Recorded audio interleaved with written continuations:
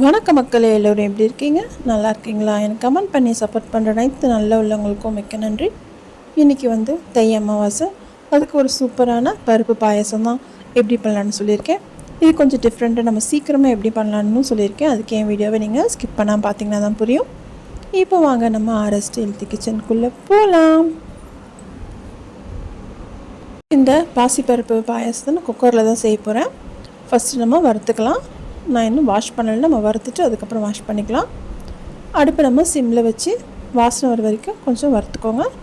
கரியாமல் பார்த்துக்கோங்க, அப்போ தான் நமக்கு டேஸ்ட்டாக இருக்கும். கொஞ்சமாக கரிஞ்சிட்டா கூட நம்மளுக்கு நல்லா இருக்காது. இப்போ பார்த்திங்கன்னா நல்லா வறுபட்டுடுச்சு.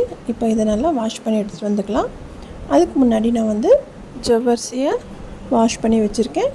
இது நம்ம ஊற வைக்கணும்னு அவசியம் இல்லை, ஏன்னா நம்ம குக்கரில் தானே போடுறோம், அதனால் ஊற வைக்க வேண்டாம், நம்ம அப்படியே சேர்த்துக்கலாம். நான் 1 கப் பாசிப்பருப்பு எடுத்தேன், 1 கப் ஜவ்வரிசி எடுத்துருக்கேன். நம்ம இதுக்கு ஜவ்வரிசியை தனியாலாம் வேக வைக்கணும்னு அவசியம் இல்லை, நம்ம இதிலே போட்டு வேக வச்சிடலாம்.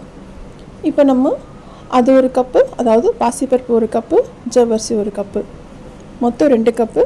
நான் ஒரு 4-5 கப் நான் தண்ணி சேர்த்துக்கிறேன். சேர்த்துட்டு நல்லா கலந்து விட்டுக்கோங்க. நல்லா கலந்துட்டு இதில் கொஞ்சமாக நெய் சேர்த்துக்கோங்க. நமக்கு அடி பிடிக்காமல் வரும். நீங்களும் உங்கள் வீட்டில் இந்த டிப்பை ட்ரை பண்ணி பாருங்கள். நீங்கள் எந்த ஒரு இதை நீங்கள் வேக வச்சாலும் கொஞ்சமாக எண்ணெயோ இல்லை நெய்யோ சேர்த்திங்கன்னா அடி பிடிக்காமல் வரும். இப்போ நம்ம இதை வேக வச்சு எடுத்தாச்சு. பார்த்திங்களா, செமையாக சூப்பராக ரெண்டுமே அழகாக வெந்து வந்திருக்கு பாருங்கள். இதுக்கு நம்ம தனித்தனியாக வேக வைக்கணுன்ற டைம் சேவிங் தான் இது. இப்போ நல்லா வெந்திருக்கு. இதில் நான் 1 கப் நாட்டு சக்கரை தான் சேர்க்குறேன். நீங்கள் வெல்லம் வச்சுருந்தீங்கன்னா நீங்கள் வெல்லத்தை உருக்கிட்டு வடிகட்டி சேர்த்துக்கோங்க. நான் இப்போ இதுக்கு நாட்டு சக்கரை சேர்க்குறேன்.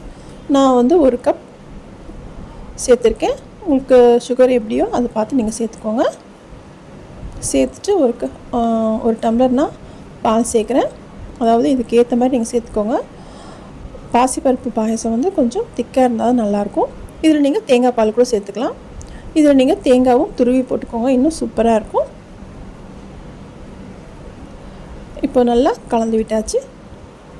அடுப்பை நமக்கு சிம்மில் வச்சுக்கோங்க. ஒரு கொதி வரட்டும். கொதி வந்தது நம்ம முந்திரி திராட்சை நெய்யில் வறுத்து சேர்த்துக்கலாம். இதில் நீங்கள் முந்திரி திராட்சை வறுக்கும் போது தேங்காய் சின்ன சின்னதாக நம்ம கட் பண்ணி வறுத்து அதையும் நம்ம சேர்த்துக்கலாம், இன்னும் சூப்பராக இருக்கும். எங்கள் வீட்டில் தேங்காய் ஒத்துக்காது, அதிகமாக சாப்பிட மாட்டோம், அதனால் நான் தேங்காய் சேர்க்கல. உங்களுக்கு தேவைப்பட நீங்கள் தேங்காயும் சேர்த்துக்கோங்க. இப்போ நமக்கு சூப்பரான பருப்பு பாயசம் சூப்பராக 5 நிமிஷத்தில் ரெடி ஆகிடுச்சு. உங்கள் வீட்டில் செஞ்சு பார்த்துட்டு உங்களுக்கு ஃபீட்பேக் சொல்லுங்கள். இந்த வீடியோ பிடிச்சதா லைக் பண்ணுங்கள், ஃப்ரெண்ட்ஸ் அண்ட் ஃபேமிலிக்கு ஷேர் பண்ணுங்கள். உங்கள் லைக் தான் எனக்கு ஒரு மோட்டிவேஷனாக இருக்கும் நெக்ஸ்ட் வீடியோவுக்கு.